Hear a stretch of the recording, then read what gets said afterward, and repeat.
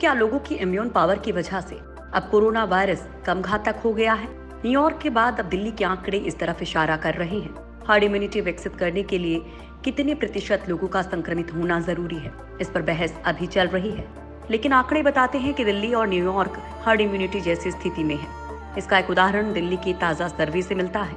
दिल्ली में sero survey के मुताबिक दिल्ली की 1/4 जनसंख्या यानी 46 लाख लोगों को कोरोना हुआ और वो बिना पता लगे ठीक भी हो गए। दरअसल कुछ दिन पहले देश की राजधानी दिल्ली में कोरोना को लेकर हुई सीरो सर्वे की रिपोर्ट सामने आई है।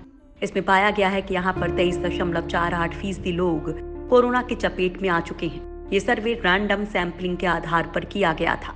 दिल्ली की आबादी 2 करोड़ के आसपास है, यानी इस सर्वे के मुताबिक दिल्ली के करीब 46 लाख लोगों को कोरोना हुआ था। ऐसे में सवाल उठता है कि आखिर दिल्ली के लोग अपने आप ठीक कैसे हो गए? क्या दिल्ली के लोगों में बन चुकी है हर्ड इम्यूनिटी? दिल्ली में हर्ड इम्यूनिटी विकसित हुई है या नहीं, इसे साफ तौर पर नहीं कहा जा सकता। लेकिन जिस तरह सर्वे में 46 लाख लोगों को कोरोना होने और खुद ठीक होने की बात कही जा रही है, उससे यही लगता है कि दिल्ली के लोगों में हर्ड इम्यूनिटी बन गई है। इस पर भी सवाल उठता है कि हर्ड इम्यूनिटी विकसित करने के लिए आखिर कितने प्रतिशत जनसंख्या में संक्रमण या रोग प्रतिरोधक क्षमता होनी चाहिए और आखिर कितने प्रतिशत पर हर्ड इम्यूनिटी विकसित हो जाती है, उसकी जानकारी अभी साफ नहीं है। अभी जब तक कोरोना की दवा नहीं बनती तब तक वैक्सीन से रोग प्रतिरोधक क्षमता विकसित नहीं होगी, इसलिए संक्रमण से ही हो सकती है। फरवरी में हार्वर्ड यूनिवर्सिटी के प्रोफेसर मार्क लिपस्टिक ने कहा था कि 40 से 70% आबादी के संक्रमित होने पर हर्ड इम्यूनिटी विकसित हो जाती है। एक गणितज्ञ गैब्रिएला गोम्स का कहना था कि सिर्फ 20% जनसंख्या से काम चल जाएगा।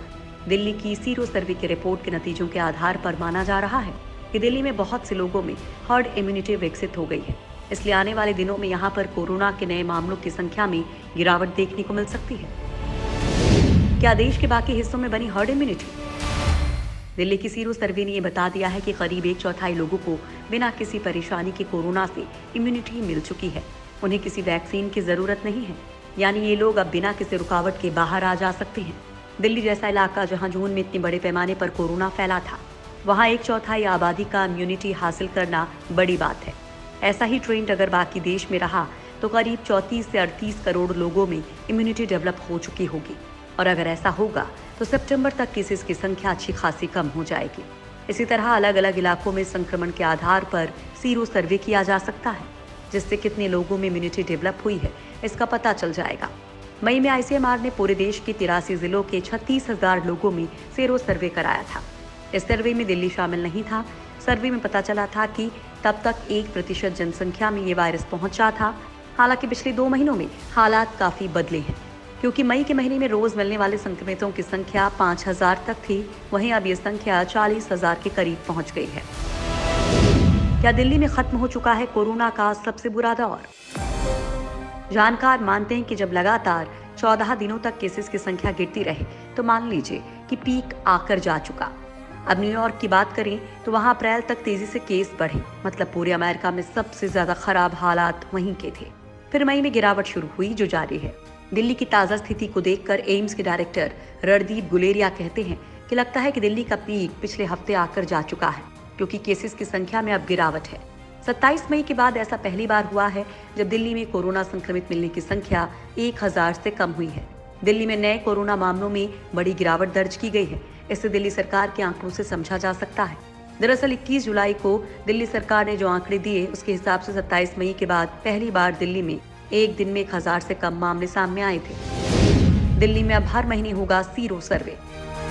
अब दिल्ली सरकार ने फैसला किया है कि वो हर महीने दिल्ली में सीरोलॉजिकल सर्वे कराएगी। दिल्ली के स्वास्थ्य मंत्री सत्येंद्र जैन के मुताबिक हर महीने सीरोलॉजिकल सर्वे कराए जाएंगे ताकि पता रहे कि कितने प्रतिशत लोगों को इन्फेक्शन हो चुका है। 1 अगस्त से 5 अगस्त तक दोबारा इसे शुरू किया जाएगा। दरअसल इस सर्वे के तहत लोगों के ब्लड सैंपल लिए जाते हैं। सैंपल से ये पता लगाया जाता है कि कितने लोगों के शरीर में कोरोना वायरस के लिए एंटीबॉडी बनी है। कोरोना से हुए संक्रमण का अंदाजा लगाने के लिए केंद्र सरकार ने देश के 11 प्रभावित शहरों के कंटेनमेंट जोन में सीरो सर्वे करवाया था, जिसका मकसद ये अंदाजा लगाना था कि इन जगहों की आबादी पर कोरोना का कितना असर हुआ है। इससे ये भी पता चल जाता है कि क्या लोगों को खुद ही कोरोना से लड़ने के लिए हर्ड इम्यूनिटी बन गई है। दरअसल हर्ड इम्यूनिटी एक प्रक्रिया है जिसमें लोगों में रोग प्रतिरोधक क्षमता विकसित हो जाती है।